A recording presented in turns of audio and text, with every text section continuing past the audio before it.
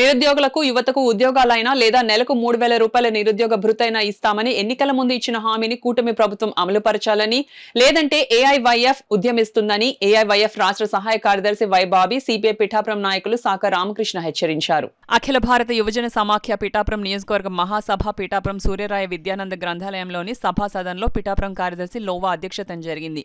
ఈ కార్యక్రమానికి ముఖ్య అతిథులుగా ఏఐవైఎఫ్ రాష్ట్ర సహాయ కార్యదర్శి వైబాబీ, జిల్లా కార్యదర్శి బోడకొండ, సిపిఐ పిఠాపురం నాయకుడు సాక రామకృష్ణ హాజరయ్యారు. ఈ మహాసభలో విద్యార్థుల సమస్యలపై చర్చించారు. అనంతరం సాక రామకృష్ణ, వైబాబీ మీడియాతో మాట్లాడారు. వాళ్ళకి ఏ సమస్య వచ్చినా కూడా పోరాడతామని ఈ సందర్భంగా మేము భరోసా కలిగజేస్తా ఉన్నాం.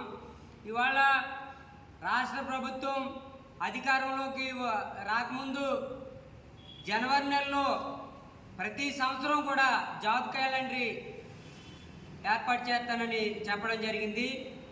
నేటికి 7 నెలలు పాలన గడుస్తున్న జాబ్ క్యాలెండరీ, జాబ్ విషయాల్లో యువత గురించి, యువత భవిష్యత్తు గురించి మాట్లాడిన సందర్భం లేదు. ఇవాళ ప్రైవేట్ కళాశాలలో విద్యార్థులు ఆత్మహత్యకి పాల్పడుతున్నారంటే కారణం ఎవరు?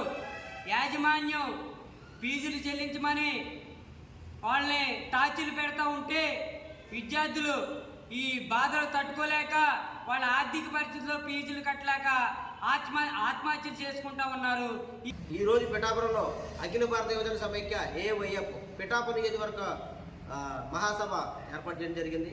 ఈ మహాసభ చాలా సక్సెస్ఫుల్గా జరిగింది. రానున్న రోజుల్లో ఎందుకంటే ఇప్పుడు ఈరోజు విద్యా, వైద్య, ఉపాధి హక్కులు కూడా కార్పొరేటివ్ సంస్థలకి రెడీగా చూస్తున్నారు.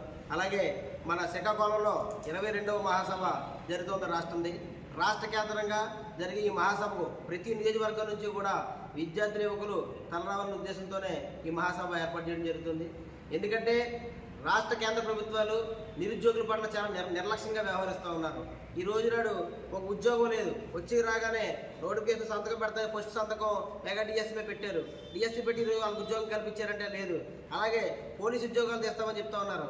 ఏమీ లేకుండా సరే ఇలా పదవుల కోసం కొట్టుకునే పరిస్థితిలోనే రాష్ట్ర ప్రభుత్వం తప్ప యువతని మంచిదారిలో దిద్దాం, వాళ్ళ ఉద్యోగాలు ఇద్దామనే పద్ధతిలో లేకుండా పోయింది. కాబట్టి రాష్ట్ర మహాసభ ద్వారా ఒక కార్యాచరణ సిద్ధం చేసి పెద్ద ఎత్తున ఉద్యమాలు చేపడతామని హెచ్చరిస్తున్నాను. వాళ్ళకి జాగ్రత్త కూడా చెప్తాను.